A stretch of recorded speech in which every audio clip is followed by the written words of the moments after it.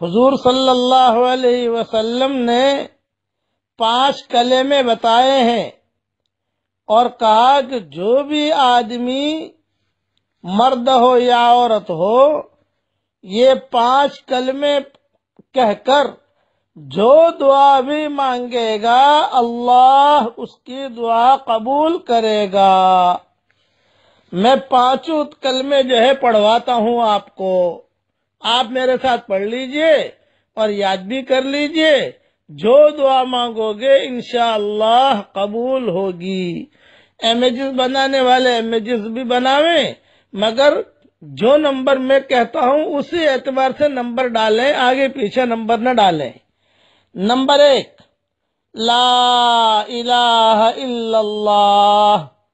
Number 2 واللہ اکبر۔ Number 3 لا الہ الا اللہ وحدہ لا شریک لہ لہ الملک ولہ الحمد وہو علی کل شیء قدیر۔ نمبر 4 لا الہ الا اللہ۔ نمبر 5 ولا حول ولا قوت الا باللہ۔ یہ 5 کلمے ہو گئے۔ اب حدیث سن لیجئے، یہ حدیث طبرانی میں ہے، حدیث سن لیجئے۔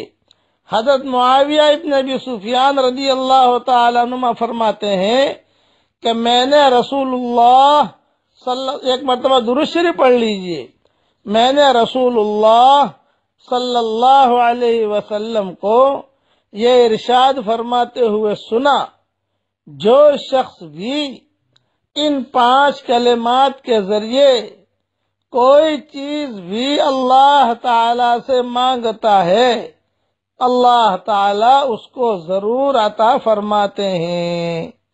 وہ 5 کلمات یہ ہے۔ نمبر 1 لا الہ الا اللہ۔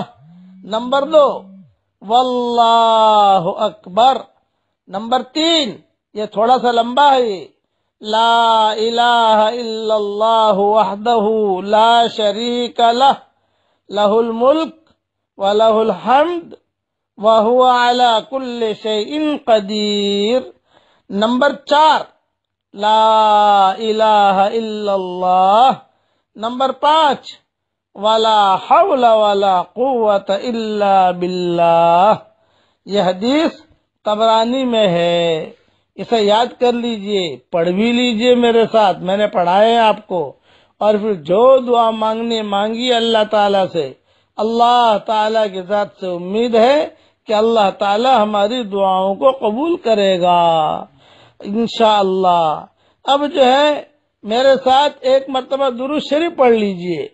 اللہم صلی علی سیدنا محمد ابن عبداللہ القائم بحق اللہ ما باق امر الا فرجہ اللہ۔ 1977 میں مسجد نبوی میں پہلے صف میں بیٹھا ہوا تھا اور ایک بڑے میاں نے مجھے درود سکھایا تھا، پہلے صف میں، مراکش کے رہنے والے بڑے میاں تھے، اور انہوں نے درود مجھے سکھایا تھا اور کہا کہ یہ درود پڑھتے رہو تمہاری پریشانیاں دور ہوتی رہے گی۔ اس وقت سے میرا معمول ہے یہ درود شریف پڑھنے کا، اس لیے درود بھی یاد کر لیجئے۔ اللہم صلی علی سیدنا محمد بن عبداللہ القائم بحق اللہ ما باق امر الا فرجہ اللہ۔ امیجز بنانے والے اس کا امیجز نہ بنائیں، دونوں چیزوں کا امیجز بننا مشکل ہوگا۔ بعد میں انشاءاللہ یہ درود میں الگ سے دے کر اور اس کا ترجمہ کر کے امیجز بنوا دوں گا انشاءاللہ۔ اللہ تعالی ہم سب کے لیے، ہم سب کو اپنے دین کے کام کے لیے اللہ تعالی قبول فرمائے۔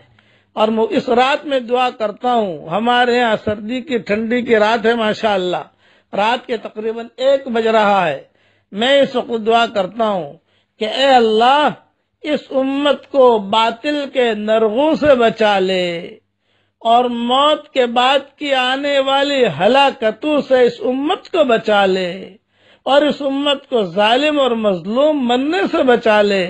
جن کے لڑکے اور لڑکیاں شادی کے لائق ہوں، غیر شادی شدہ ہوں، بہترین جوڑوں کا اللہ تعالیٰ ان کے لیے انتظام فرمائے، اور اللہ جو پریشان حال ہوں ان کی پریشانیوں کو دور فرما۔